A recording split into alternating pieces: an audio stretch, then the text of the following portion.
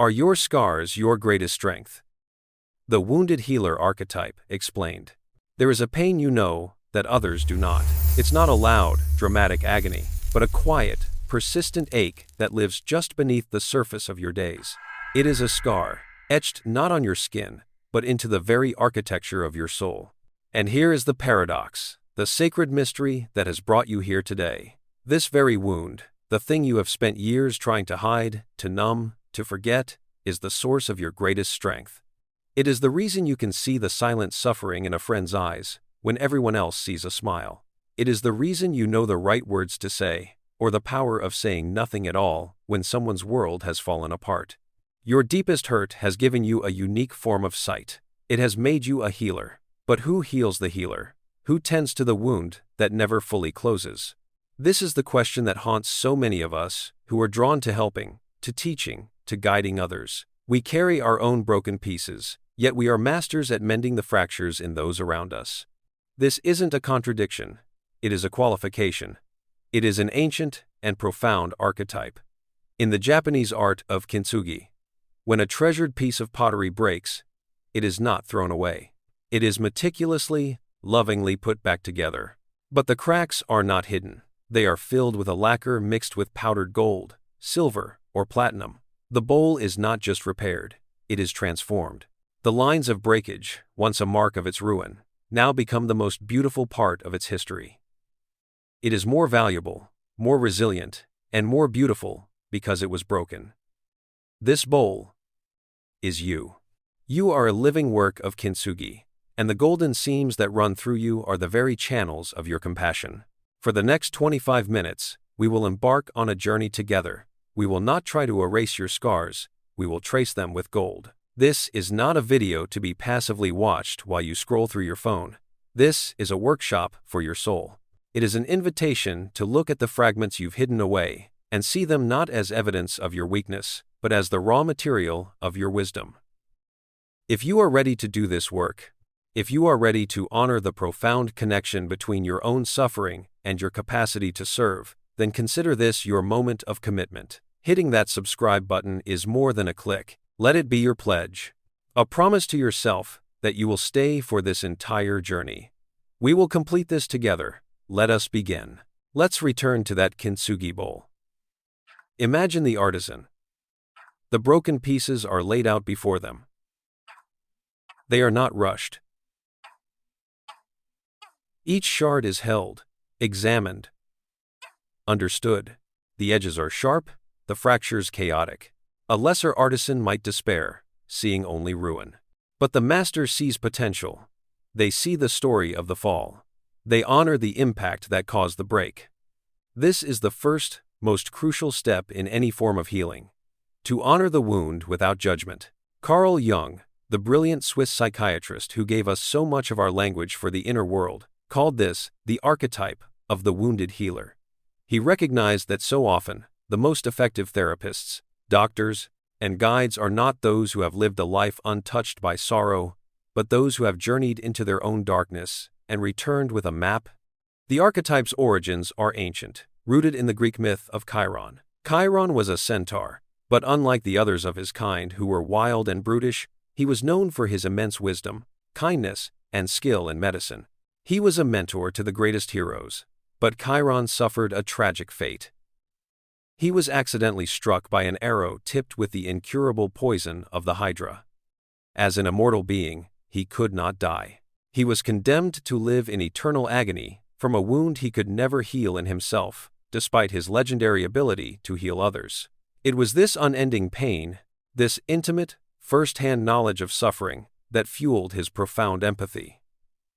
He didn't just understand pain as a concept. He was pain. And so, when others came to him in their agony, they were met not with clinical detachment, but with a deep, resonant understanding that transcended words. He could hold their pain because he was so accustomed to holding his own. Now, I want you to do something. Gently, without force, allow an image of your own wound to surface. It may be the memory of a loss, a betrayal, a failure, a loneliness that feels like it's part of your DNA. Don't flinch away from it. Don't try to analyze it or fix it. Just let it be in the room with you for a moment. See the pieces, feel the sharp edges. This is your Chiron wound. The part of you that aches with an immortal pain. The very thing you might believe disqualifies you from being whole, from being a source of strength for others. Jung would argue the opposite. He would say that this wound is your initiation. It is the price of admission into the sacred work of healing. For how can you guide someone through the forest of grief if you have never been lost in it yourself? How can you sit with someone in the wreckage of their life if you've never seen your own world crumble? Your wound is not a liability. It is your credential. It is the source of your authentic voice. When you speak to someone in pain, they don't just hear your words, they feel your scars. And in that feeling, they find permission to honor their own. Take a deep breath in, and as you exhale, release the story that your brokenness makes you unworthy. Let it go. In its place, allow this one truth to settle. Your deepest pain is the wellspring of your greatest compassion. It is the dark, fertile soil from which the most beautiful flowers of empathy can grow. We have been taught a lie, a pervasive and damaging myth about what it means to be strong, to be a guide, to be a healer. We have been sold an image of the flawless guru, the perfect mentor, the therapist who has solved all of their own problems. We imagine them as pristine, unbroken vessels, pouring their wisdom into our own cracked cups. But this is an illusion, and it is a dangerous one. It creates an impossible standard for those of us who help, and it creates a chasm between the helper and the helped. True healing does not happen in a sterile environment of perfection. It happens in the messy, human, sacred space of shared vulnerability. The analyst Murray Stein, speaking on Jung's work, noted that therapy is a dialectical process. The doctor is as much in the treatment as the patient. The healer is not immune. Their own wounds can be, and often are, reactivated in the presence of another's pain. And this is not a sign of failure. It is a sign that the connection is real. Think of our kintsugi bowl again. We have honored the broken pieces. Now, the artisan begins the delicate work of mending. They prepare the golden lacquer. This is not a quick-drying superglue. It is a substance that requires patience, skill, and intention. It is the conscious work of healing, the therapy, the journaling, the meditation, the difficult conversations, the setting of boundaries. It is the long, slow process of taking our pain and consciously deciding to transform it into something new. The researcher and storyteller, Brené Brown, has spent decades studying the concepts of shame, courage, and vulnerability. Her work provides a modern language for what Jung understood intuitively. Brown says, "Vulnerability is not winning or losing. It's having the courage to show up and be seen when we have no control over the outcome." This is the essence of the wounded healer. Your wound makes you perpetually vulnerable. You know how quickly life can break. You know the fragility of the human heart. And so, when you show up for someone else, you are not showing up as a polished expert. You are showing up as a fellow survivor. Your ability to be vulnerable about your own journey, not by oversharing or making it about you, but by creating a space where imperfection is welcome, is the golden lacquer. It's what allows the other person to bring their own shards forward without shame. When you can say, "I don't have all the answers, but I will sit here with you in the questions," you are offering a gift more precious than any advice. When your presence communicates, "I have been broken too, and I am still here," you are lighting a beacon of hope that no textbook platitude ever could. The empathy born from your wound is not pity. Pity looks down from a place of superiority. Empathy gets down in the dirt and says, "I know what it's like to be here, and you are not alone." It is a connection forged in the crucible of shared experience. I want you to try a small exercise with me now. Find a comfortable position. Close your eyes if that feels right for you. I want you to bring your awareness to your body. Where in your body do you carry the memory of your wound? Is it a tightness in your chest? A knot in your stomach? An ache in your throat? Don't judge it, just locate it. Now, I want you to breathe into that space. Imagine your breath is a warm, gentle light. With every inhale, you are sending compassion and acceptance to that part of your body. With every exhale, you are releasing the tension around it, just a little bit. You are not trying to eliminate the sensation, You are simply holding it with kindness. You are tending to the crack. You are mixing the gold. This is the work. It is quiet. It is internal. And it is the most powerful work you will ever do. Continue this for a few more breaths, breathing in warmth, breathing out softness. You are learning to be your own healer, not by erasing the wound, but by tending to it with love. Let's step back and look at our kintsugi bowl once more. The pieces have been joined. The golden lacquer has set. It is whole again, but it is not the same. It is forever changed. If you run your finger along the surface, you can feel the golden seams. They are a testament to its history, a map of its survival. From a distance, another person might not even notice the repairs. But up close, they see the story. They don't see a broken bowl. They see a work of art, made more profound by its journey. This is how others experience your wisdom. They are not drawn to some illusion of your perfection. They are drawn to your gold. They are drawn to the resilience, the depth, the compassion that was forged in the fire of your own hardship.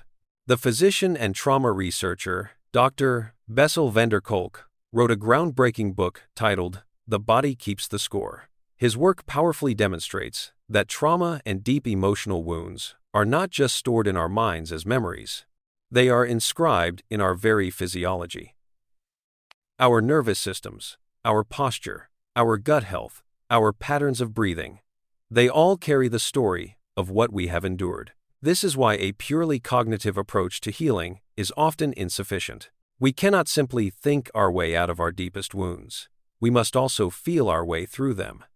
The wounded healer has a unique advantage here. Because your body has kept the score of your own pain, you have a somatic, intuitive understanding of another's suffering. You can sit in a room with someone who is dysregulated and anxious, and your own regulated nervous system, a system that has learned, through hard practice, how to find its way back to calm, can act as a calming presence. You don't even have to say a word. Your very being communicates safety. It says, I have weathered this kind of storm in my own body, and I survived. You can too. Think back to a time when you were able to help someone, a friend, a client, a family member, even a stranger, simply because you knew. You knew the unspoken fear behind their anger. You knew the profound grief hiding beneath their numbness. You didn't learn this from a book. You learned it from the curriculum of your own life. Let yourself remember that moment of connection. Feel the rightness of it, the sense of purpose that flowed through you. In that moment, your wound was not a source of pain, but a source of power. It was a bridge between your heart and theirs. This is the sacred alchemy of the wounded healer, turning personal pain into relational medicine. It is the transformation of lead into gold, of brokenness into beauty. But with this great power comes a profound responsibility, and a subtle danger that Jung himself was careful to warn about. He called it inflation. Inflation is what happens when the ego identifies with the archetype.